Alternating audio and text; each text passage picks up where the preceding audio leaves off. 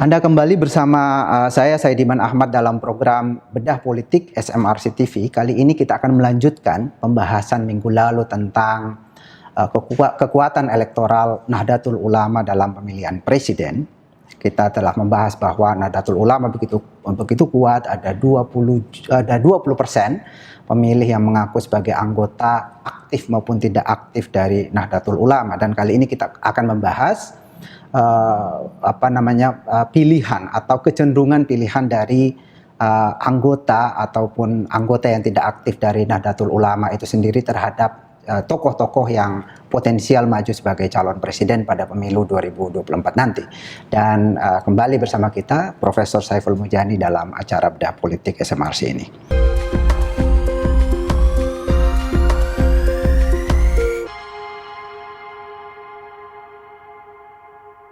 Pak Saiful, kita akan melanjutkan pembahasan minggu lalu ya tentang kekuatan elektoral NU. Kita minggu lalu bicara tentang NU ini sebagai organisasi sangat besar dan real kekuatannya, dan kita juga sudah membahas tentang tokoh-tokoh NU yang potensial waktu itu. Nah, sekarang kita ingin melanjutkan pembahasan itu, tapi kita melihat kepada masa NU.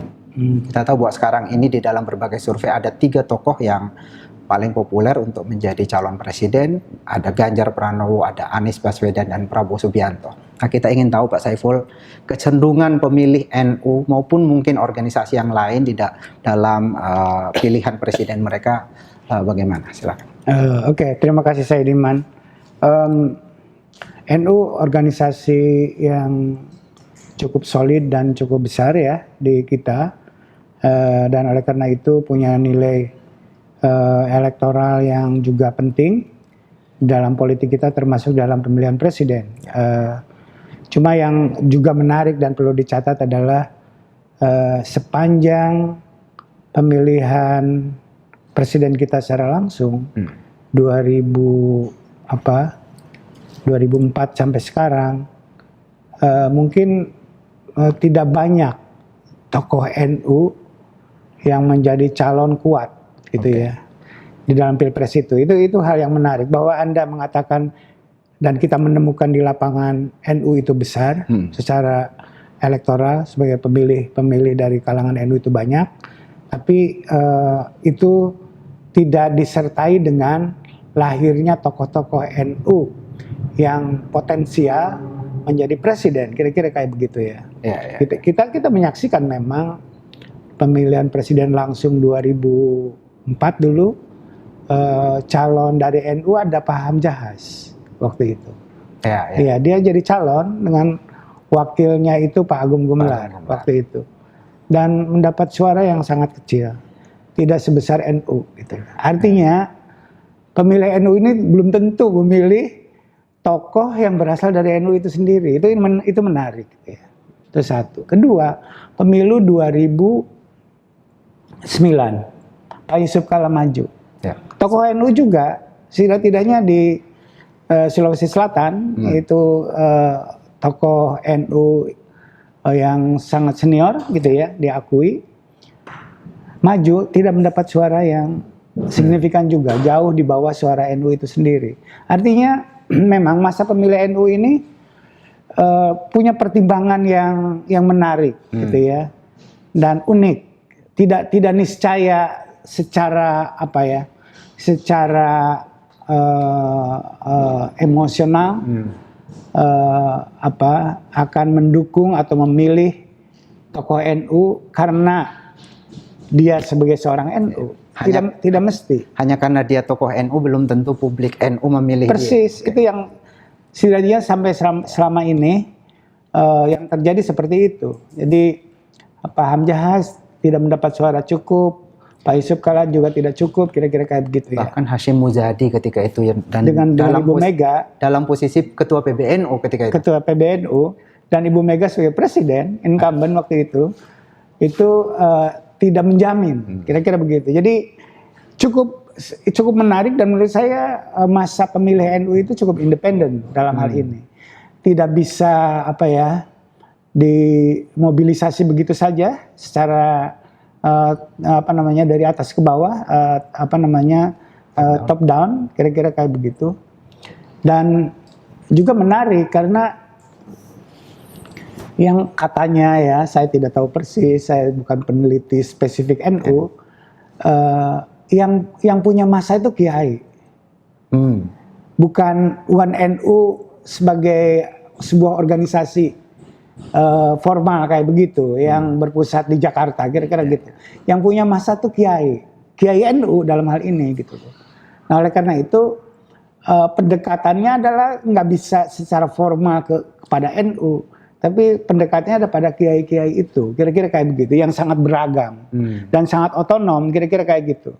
Kita lihat kan, pernah lihat di TV bagaimana Gus Yakut datang pada kiai yang senior, salaman, cium tangan kayak gitu, itu menunjukkan bagaimana pentingnya kiai-kiai itu gitu ya, dihormati, karismatik semacam itu. Demikian juga santri-santri lebih terikat dengan kiai lokal itu sendiri ketimbang pada organisasi yang disebut sebagai Nahdlatul Ulama. Kira-kira mungkin kayak begitu ya.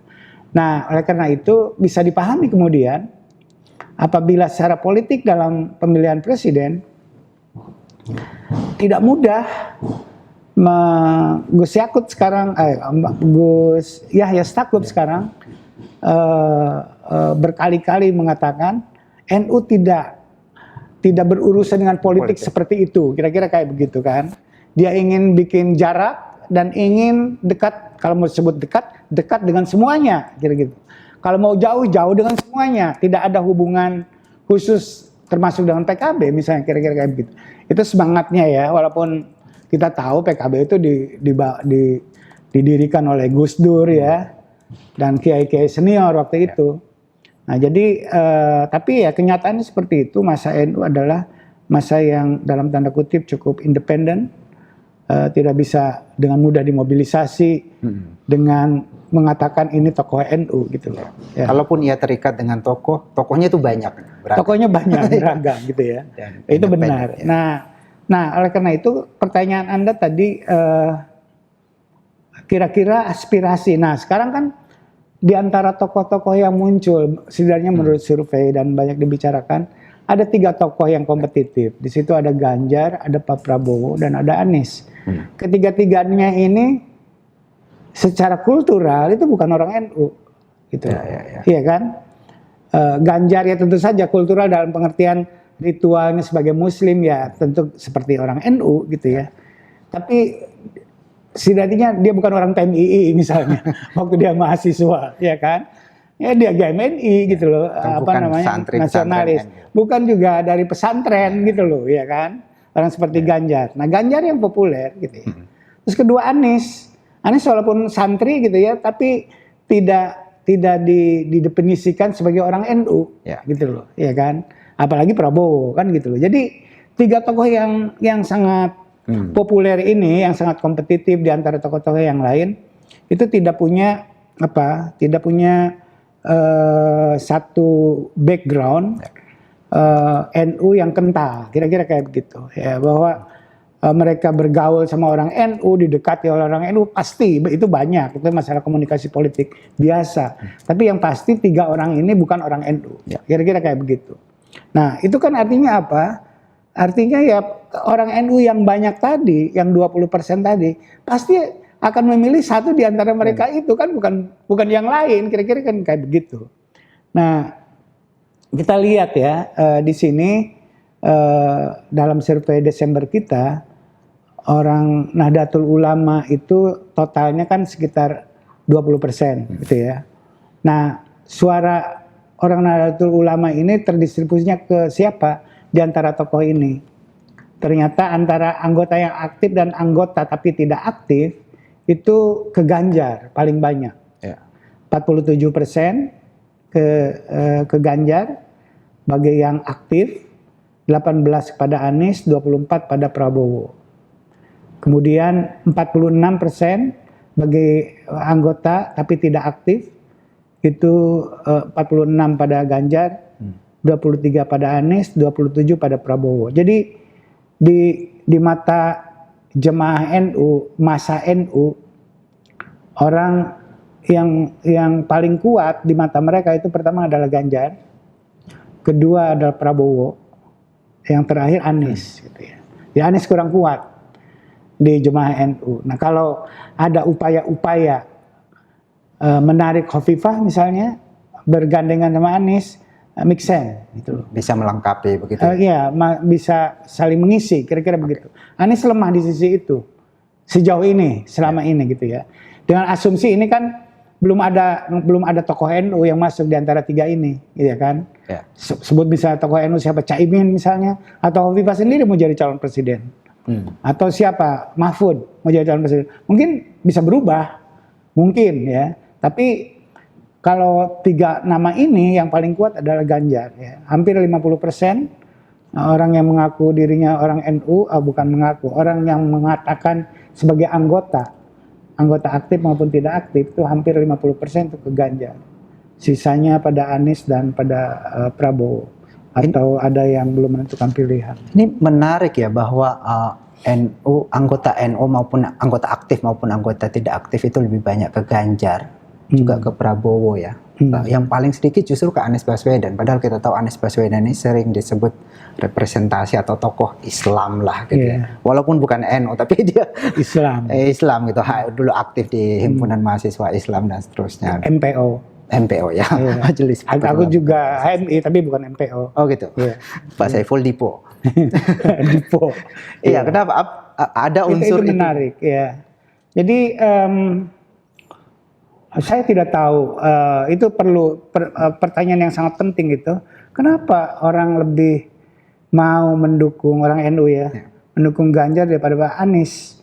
Padahal mungkin kalau kita sebut NU itu organisasi santri, mungkin orang mengatakan Anies lebih santri daripada Ganjar, kan begitu mestinya gitu ya. Itu artinya apa? Artinya pilihan politik ini kan santri itu kita tahu kan ada yang modernis dan ada yang tradisionalis. Kalau mau pakai istilah itu gitu ya. NU itu santri tapi mungkin lebih dekat dengan PNI daripada dengan Masyumi. Kira-kira kayak begitu. Lebih dekat misalnya dengan organisasi politik seperti PNI daripada dengan Muhammadiyah mungkin. Ya. Nah, jadi di sini menarik gitu ya. Jadi ikatan keislaman, organisasi keislaman yang ada dua yang variasinya yang berbeda tersebut itu punya distance yang cukup jauh dan tidak mudah bersatu dalam rangka politik, kira-kira kayak gitu. Kan kita tahu sejarahnya. Tadinya NU kan dengan Masyumi sama-sama keluar dari Masyumi gitu kan. Kalau bahkan ketika tahun 60-an zaman Bung Karno, ya NU ya andalan Bung Karno juga gitu ya. Ya Masyumi dibubarkan oleh Bung Karno gitu ya. NU tidak dalam hal ini partai NU tidak gitu loh. Bahkan menjadi semacam partnernya gitu ya, dan pernah juga punya ide tokoh-tokoh NU waktu itu mengusulkan agar Bung Karno menjadi presiden seumur hidup, gitu kan? Ada sentimen itu kedekatan kultural. Saya tidak tahu persis apakah itu ada hubungannya dengan tokoh-tokoh NU ini sentralnya di Jawa, PNI juga di Jawa, kira-kira kayak begitu. Masyumi itu kurang Jawa, Muhammadiyah juga mungkin walaupun di Jogja lahirnya gitu ya, tapi banyak Islam di luar Jawa itu tidak tidak berafiliasi politik dengan yang berhubungan dengan NU gitu ya, tapi dengan Masyumi dan kemudian ada partai yang lain P3 misalnya atau PAN dan seterusnya kayak begitu. Jadi kalau kita tanya kenapa begitu, ya mungkin tadi tipologi di santri itu tradisionalis, dengan modernisnya cukup kuat gitu ya. Dan itu secara politik tidak mudah disatukan bersama-sama. Musuh ideologis. Pembentukan NU sendiri kan melawan gerakan itu. Islam tertentu ya. Iya, jadi kita melihat bahwa orang NU lebih bisa secara politik bekerja sama dengan orang nasionalis ketimbang dengan orang modernis. Kira-kira kayak begitu. Kalau dilihat faktanya itu salah satu kemungkinan penjelasannya, Saidiman ya. Nah itu satu. Jadi dalam konteks itu kenapa Ganjar? Kenapa dan setelah Ganjar kemudian Prabowo kenapa nggak ke Anies gitu loh. Jadi hierarkinya kan jelas gitu ya. Ganjar, kemudian Prabowo dan kemudian Anies. Nah Anies ya santri gitu ya, tapi tidak dalam tradisi orang NU itu santrinya gitu ya. Nah ini kalau kita, tapi juga menarik sebenarnya ya, kita perhatikan, cuma sayang ya Muhammadiyah ini sampelnya sedikit gitu ya, karena totalnya hanya 3%. 3% itu ya sedikit sekali. Cuma sebagai indikasi awal aja yang sangat menarik. Saya melihat Muhammadiyah juga cenderung pada Ganjar. Cuma nomor 2-nya ke Anies. Ya kan? Cenderung atau seimbang antara Anies sama Pak Prabowo gitu. Tapi yang pertamanya adalah Ganjar. Kemudian ini sebagai perbandingan dengan NU ya, organisasi-organisasi atau orang yang aktif dalam berbagai kegiatan sosial keagamaan. Ada kita sebut organisasi masjid, apapun banyak ya organisasi masjid itu, jumlahnya juga banyak. Nah ini yang lain ya, orang yang aktif di masjid itu cenderung pada Anies, bukan dengan Ganjar, kecuali yang anggota tapi tidak aktif itu ke Ganjar. Kalau yang aktif itu cenderung ke Anies. Tapi kalau Majelis Taklim itu cukup seimbang, ya ada 20%, kurang lebih 19,9% orang yang mengaku anggota aktif di Majelis Taklim. Nah tadi karena Majelis Taklim itu agak khas, unsur NU-nya banyak di situ. Lebih tinggi ya? Cukup tinggi di Majelis Taklim itu ya, walaupun tidak didominasi oleh NU, tapi cukup menonjol lah. Pengajian-pengajian itu muslimat, ibu-ibu itu khas, kumpul-kumpul. Iya, ngumpul-ngumpul itu. Itu seimbang ya, yang aktif yang 20% itu pada Anies dan pada Ganjar gitu ya di situ. Dan kira-kira yang menarik di sini adalah kalau analisis kita adalah fokus pada anggota NU, nah di situ kelihatan pembelahan santri modernis dengan tradisionalis, sehingga yang tradisionalis lebih terbuka terhadap politisi nasionalis ketimbang dari kalangan santri sendiri, dalam hal ini latar belakang seperti Anies Baswedan, kira-kira begitu, yang mungkin lebih dekat dengan santri modernis. Itu mungkin penjelasannya.